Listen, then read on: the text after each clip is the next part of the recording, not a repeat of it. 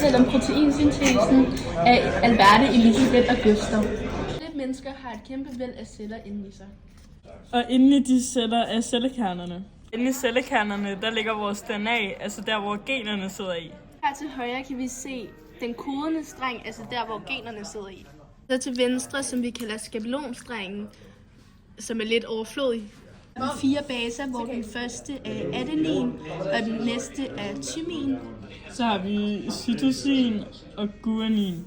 Det her på hjerterne er de danner par, de her to og de her to. Og det kan man se ved deres form, at den runde her kan gå ind her, hvor der er en lille bue, og det samme her, hvor der er en trekant og et plads til trekanten. Og derfor danner de par.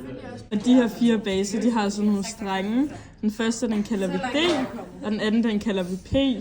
D, det står for deoxyribose, som man også kan kalde for sukker. Og P, det står for fosfat.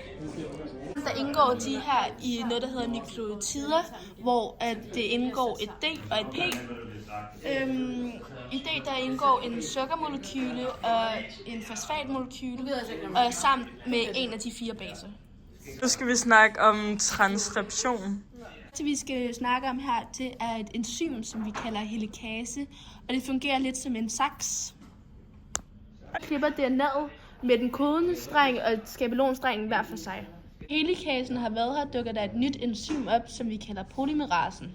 Når det bliver brugt her, så kalder man det RNA-polymerase. Det fungerer lidt som en kopimaskine, som går ind og kopierer de komplementerende strenge til kodestrengen. Produkt kalder vi så mRNA. Nu er transkriptionen færdig. Vi kan se her, hvordan DNA ser ud, og hvordan RNA ser ud.